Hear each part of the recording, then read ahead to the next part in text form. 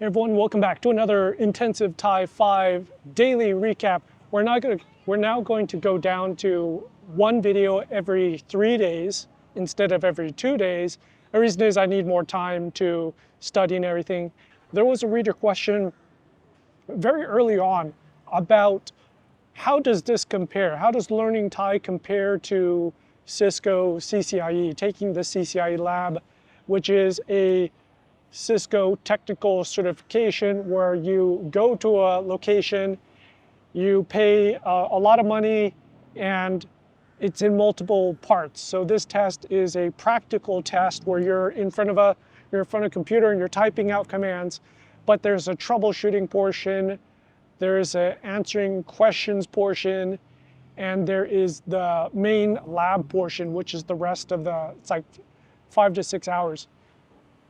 Now, where it's similar is that at Chula, they're testing multiple facets of the language. Reading, writing, listening, speaking, all 4 aspects of the language. Typically, students have their favorite parts. I like reading. I really like reading. I hate writing. I also like speaking. You need to pass all 4 parts. It's not, you have no choice in saying that I don't like writing, so I can just skip it. No, that's not going to happen here. So that's very similar to trying to pass CCIE. Full disclosure, I went to the CCIE lab 4 times. I never passed, but I passed different parts. So I'm one of those, what you would call virtual CCIEs, where I would pass different parts on different attempts, but that doesn't count because I didn't pass them all on the same day. That's what you need to do. So in that sense, I feel this is very similar. Plus this is a very practical class. Yes, it's lecture heavy, but they force us to do presentations. They force us to turn in writing assignments. And you know, we're watching news, and news is very practical because you're going to do that in real life. We are forced to listen to music and decode what they're saying in music. We just did it like 5 minutes ago. And it introduces a lot of stress. There's a lot of stress in this class, and that's very much like CCIE. CCIE is, you know, you could pass any test if there was no stress, and yet unlimited time, right? So these quizzes that we have every week, if we had not unlimited time, but let's say if we had 4 hours instead of 2.5 hours, well, in that case, I think it would be a lot easier. The stress would be lower, but where it comes down to is, can you answer all these questions when you're stressed out? That's a true test of your language ability. So yeah, I think in those terms, it's very similar. A lot of this class is relearning how to learn, relearning how to teach yourself. There's a lot of techniques that I have picked up in these past couple weeks that I remember using when I went to UCLA when I was a college student. And because it's been 20 plus years since I've been to UCLA, you know, you work, you need money, right? You need to work for money. You forget all those techniques from the past. And now that I'm back here, it's like, oh yeah, I remember doing that. On Facebook, there is a Facebook group called Farangs Can Learn Thai. And there was a question about, there was a comment on someone else's post about people generally don't write anymore, you know, hand write. You know, they type it out. And for the most part, that is true. But what's interesting here at Chula is when you turn in the writing assignment, so every week you have a writing assignment. It's not that bad. It's like 1 to 2 hours. But when you turn it in, the rule is you must turn it in handwritten. It is not printed out. You typed it out on Microsoft Word and then you print it out. No, it must be handwritten. And my quality of handwriting sucks. So I think they probably lose a couple neurons when they try to decipher my script. But yeah, but over time it's gotten better because You're just, if you don't like writing, here at Chula, they're just going to force you to write more. And eventually, just by brute force, you're going to write better and clearer. Today, we did our speaking assignment. So this was our third speaking assignment. And we needed to do 5 minutes on a weather disaster. And whether it be true or false, most of the students did theirs on a monsoon. There was a monsoon a couple years ago that hit Hong Kong. It was named after a popular fruit here. And yeah, like 3 or 4 students did theirs. I was the odd man out because I chose to do mine on haboobs. Haboob is a sandstorm in Arizona. So yes, it's a storm, but there's no water in it, it's sand. So it's kind of funny because I'm explaining in Thai how a haboob forms. I'm explaining the temperatures that are required. I was explaining what you should do for safety, kwam blot pai. What I try to do in all of these speaking assignments is I try to pick something that, these are all Asian students. They're Kon Jin, Kon Nippon, Kon Hong Kong, Kon Taiwan. I want to pick a topic that they've never seen before. What the heck is a sandstorm? What the heck is, going to Ukraine? Never crossed their mind. So that's what I try to be the odd man out, the different one. You're assigned a designated questioner. And so that questioner, it's kind of stressful actually, because if you're the questioner for that person, when they're doing their speech, you have to be completely locked on into what they're saying. And for my person, Taichiro, he was talking about a monsoon that hit Tokyo. Remember, this is all in Thai. And so I'm just like writing all this down, and the trick is I figured this out many weeks ago, is when you're in that situation, you don't write in Thai because it takes too long for you to round trip it into Thai, into English, back into Thai.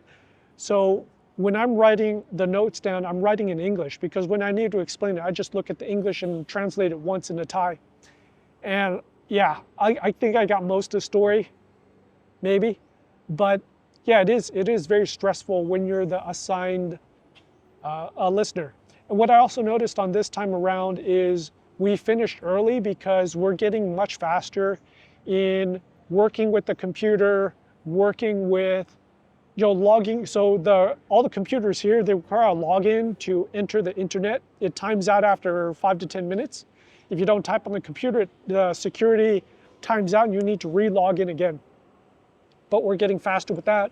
We're getting faster with using the dongles. So some students will present from their phone or present from the iPad, and they need that lightning adapter or USB-C to USB whatever DisplayPort, HDMI adapter. We're getting much faster on that. So we're veterans now. We've done this 2 times before. And also getting used to the USB stick. So now what we do is everyone that needs to transfer from the USB stick before class starts, we'll all plug in our USB sticks, we'll drag it over, and then the next student will come by. What did we do yesterday? Yesterday we turned in our writing assignments. The writing assignment was talking about an accident, a car. One of the situations I dreaded the most coming into Chula is if you get sick, is I can't miss, you dare not miss a day of class because it's already too fast.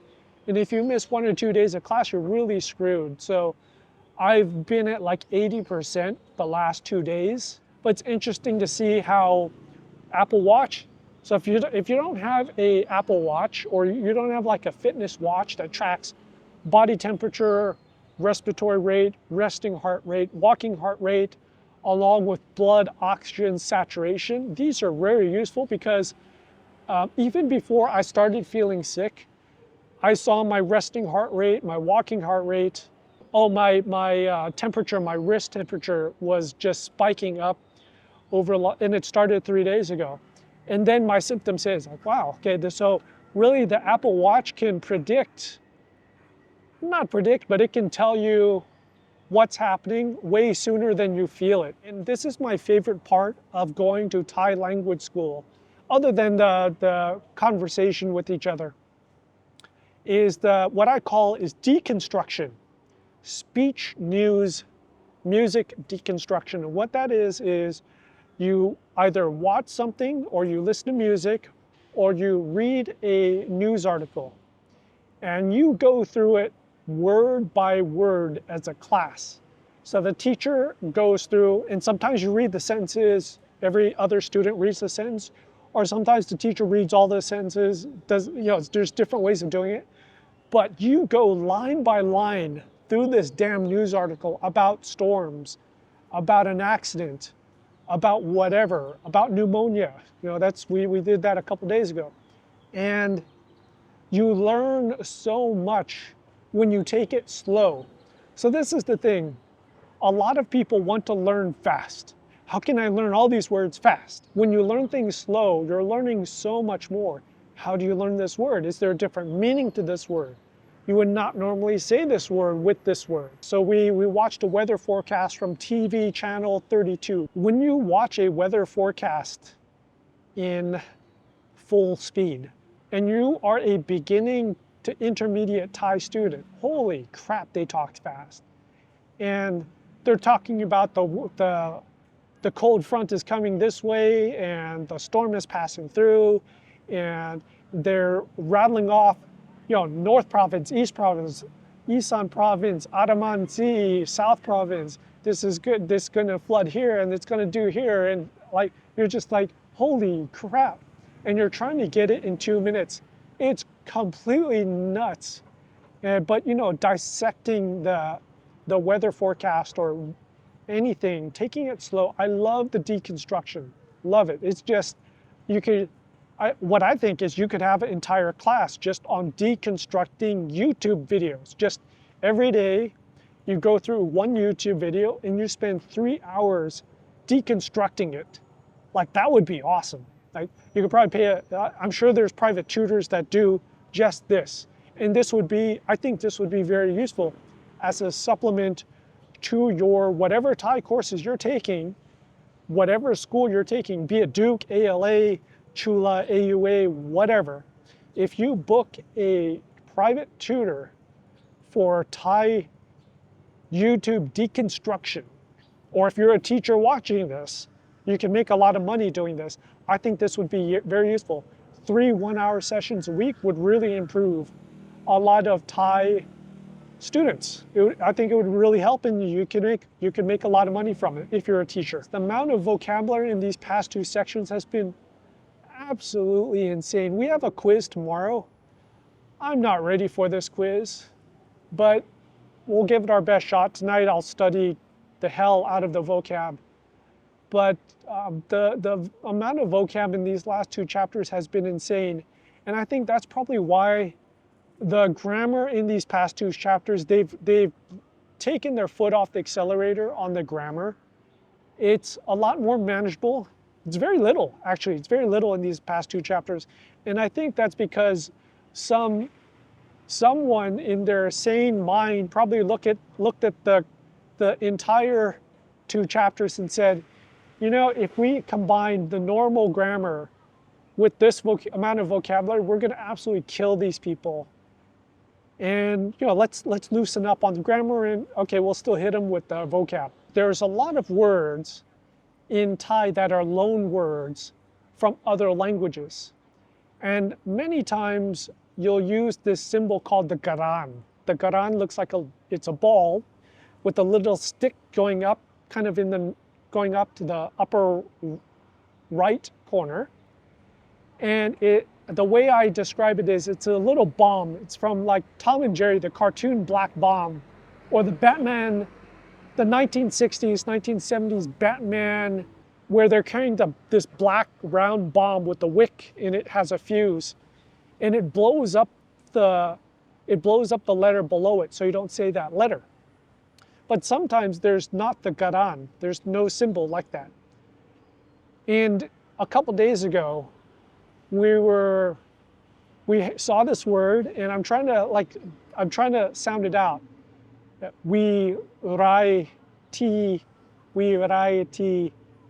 Variety show. variety show, kind of like a Jay Leno show, Conan O'Brien show, where it's just different things happen. There's a singer, there's some interviews, it's a different variety. But I hate these types of words because, and maybe I'm doing it wrong, I'm sounding out the syllables, so wa, warai, and I'm trying to find, I'm thinking this is a Thai word, an original Thai word. So I'm, in my brain, I'm kind of opening up the drawers and like, what Thai words are these? It's gonna rain, I think it's gonna rain. But I'm trying to find a Thai word and it doesn't work because it's not a Thai word. It's a loan word, comes from English, right? Variety show. And the same thing happens to me when I'm presented with a name. And when you have a name, whether it be a Thai name or an English name, you're sounding out the syllables and you're going, damn, what are these, what's the Thai word for this? Oh, sorry, it's not a Thai word. It's sounds that make up a name. Yeah, very frustrating. So one of the cool things about the newer iPhones is the iPhones have an always on screen feature. And when you pick up the iPhone, the screen brightens. So what I made is I made my custom lock screen with the tone marks and the tone rules. And basically, I did this for Duke, and then I created an electronic version. And I had to do it 4 times because the resolution for an iPhone lock screen is kind of funky. And you have to place it in the right space because the time is at the top and there's some crap at the bottom of the screen that can block it. So you have to do the right font and space it just right, and then I did a glow effect to make it look pretty cool. But yeah, and so when I have these writing assignments, I'll just put their phone in front of me and you know, I'll just tap it to like make it bright. Okay, what was that tone? Okay, I got it. Now eventually, I won't need this and I will have done this so much that it'll just be burned into my head. But for now, it's kind of like my cheat sheet for when I get stuck on, you know, what was that tone again? All of my tricks about learning vocab, you know, because I mix in the, I don't just write the vocab over and over again. In each my Anki cards, I have a link to a YouTube video. I have context, I have 3 or 4 sentences. I bold out the specific word. There's a lot of tricks that I've been doing for self-study and while at Chula that I will discuss in a completely separate video after this class is done. But yeah, I got no time to do it during class. Okay, we're gonna end this video because tomorrow I have my quiz and I need to get this studying.